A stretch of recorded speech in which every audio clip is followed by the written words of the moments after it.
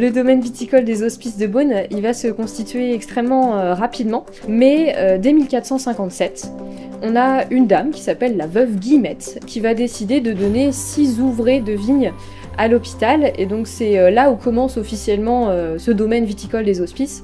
L'hôpital commence à devenir propriétaire de premières vignes qui vont continuer, ces donations elles vont se perpétuer dans les années et dans les siècles qui vont suivre. Nous sommes sur la colline de Corton, dans une parcelle de Corton Grand Cru Les Bressandes, qui appartient au domaine des Hospices de Beaune. C'est un domaine qui est composé de 60 hectares, 50 hectares en pinot noir, 10 hectares en chardonnay. Au sein du domaine, nous avons 86 climats qui nous servent à élaborer les 52 cuvées chaque année et qui se répartissent sur environ 130 à 140 parcelles. Ce qui est incroyable, c'est que les legs et les donations ont toujours lieu. On est en 2025, ça dure depuis le 15e siècle.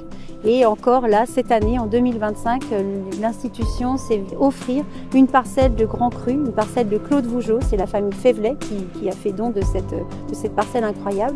Mais ce n'est pas la seule dans les dernières années.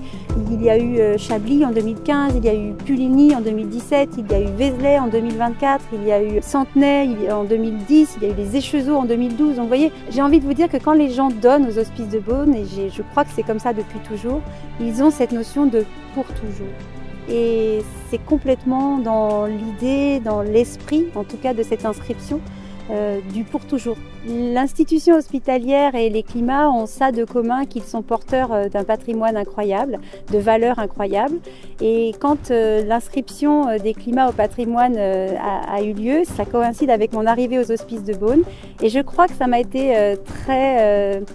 Allez, je veux dire que ça m'a un petit peu donné le brin d'audace qui manquait peut-être jusque-là pour promouvoir, pousser, développer la vinification parcellaire et la revendication de nos cuvées mono-terroir, monoclimat au sein de notre institution. Donc merci les climats.